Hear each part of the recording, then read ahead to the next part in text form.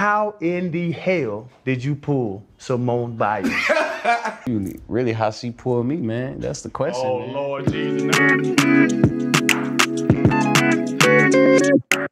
Hey, it's Fine Girl Diamond. Welcome back, Fine Girls. Let's get into this drama. So, Jonathan Owens, I know, right? You don't know who that is, but just so you know, that is Simone Biles' husband. That's what most people know him as, Simone Biles' husband. He recently went on a male podcast show and he was basically saying how he was the prize and Simone Biles basically should be lucky to have him. I watched the entire podcast and I am not taking anything out of context, but you can let me know in the comment section below, okay? So let me give a little background story first. 3 years ago, Simone and Jonathan, they began talking to each other. They met each other through a social media app and they had to basically there was a few more steps than your standard app to demonstrate that you are who you say you are. So they both were on this app. Simone saw him, swiped right on him, or however you do it. She saw that the two of them matched, so she decided to reach out to him and message him first. So I won't tell you the details of that, but just know that that is initially how they met. I have no issue with dating apps.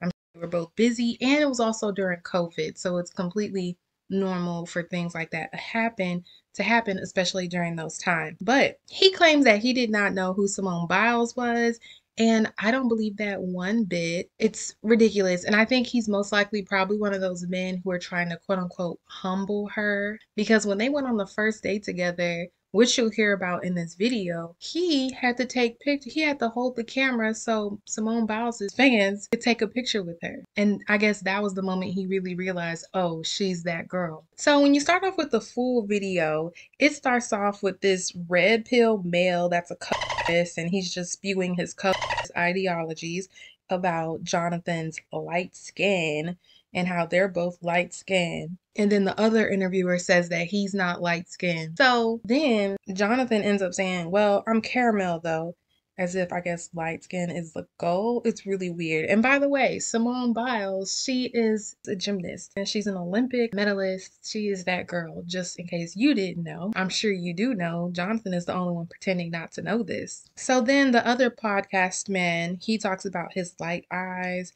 but he doesn't play football like a light skin. I don't even know what that means. Like, even if I was into sports, I still don't think I would know what that means. There are people who are light skinned and play football well, and then there are people who are dark skinned and play football well. And same for people who don't play football well. There are people who are dark skinned who don't play football well, and then there are people who are lighter skin tones and don't play football well. And I think Jonathan Owens falls into this category because I looked up his statistics and they weren't that great.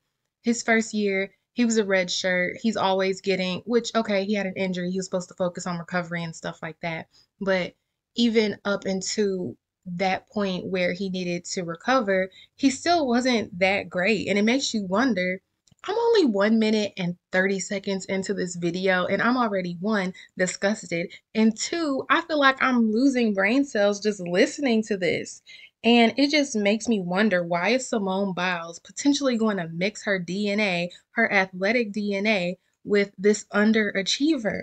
Why I say that? He mentioned that he was athletically a late bloomer. He didn't really start blossoming until his senior year of college. And I'm just wondering, I think he's being a bit easy on himself when it comes to that. But let's just get back to Simone a little bit. Okay, so basically genetically and athletically, I don't understand why she's planning to combine her Olympic DNA with him. He's been cut 5 times. It's just not making sense. Like, I don't know. I feel like sometimes people, they see people with different color eyes, and I guess all of their other standards just go out of the window and it just doesn't matter anymore. But let's continue. The guy with the locks in the interview, he's the interviewer, he says, yeah, how did you pull someone like Simone Biles? And then he has the nerve to say, how did she pull me? That's the question. That is so embarrassing. And he said that in front of her face. And I really wish that the cameraman could have zoomed into Simone Biles' face. So, like The Office, So we could see what her expression was to this, because I just really want to know what her facial expression was at that moment. So he begins to describe the encounter between the two of them, how they met and all that. Honestly, he should have just kept it short and said, I don't know. But he's insecure, clearly. You can see it on throughout this thing. He's been insecure his whole life. And no one knew who he was. Like, I don't think anyone knew who he was like that until he married Simone Biles. Like, at this point, he's Mr. Simone Biles. And just the way he described how they virtually met just seemed really, it seemed like he was trying to big up himself, boost his ego, when really he is not that guy. He needs to calm down. And it's crazy because the people interviewing him doesn't even believe it, and neither do I. Like, they don't believe that he didn't know who Simone Biles was.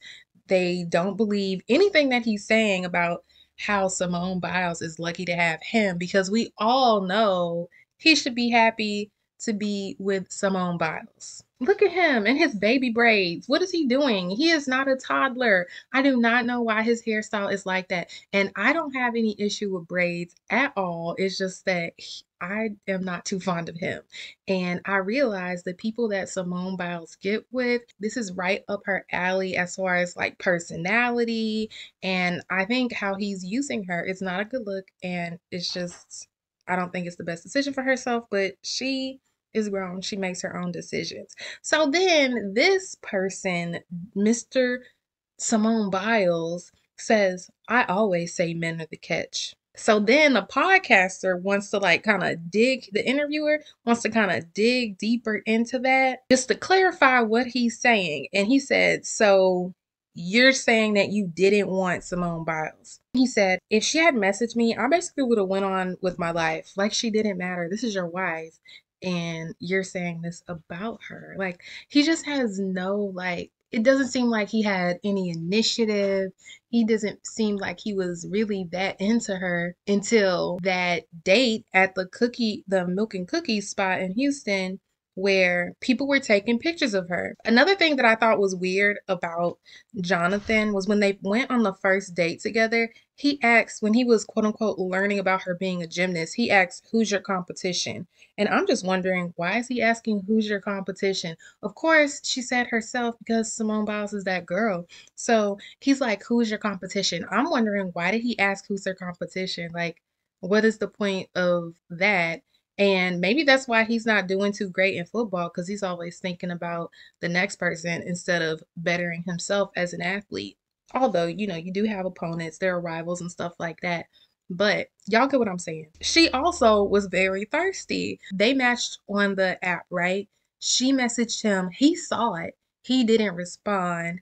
Then he showered or did whatever. He came back and saw that she liked several pictures on his Instagram page and still didn't respond. She also acknowledges that he is currently Simone Biles' husband, but she says one day that he will eventually be Jonathan Owens and she will be Jonathan Owens' wife. I see where she's trying to go with this. I don't agree with it, and I'll tell you why. I feel like when you have two people and they get married and they each have their own people and they come together as two brands, they wouldn't each be like, Jay-Z isn't Beyonce's husband. He's Jay-Z.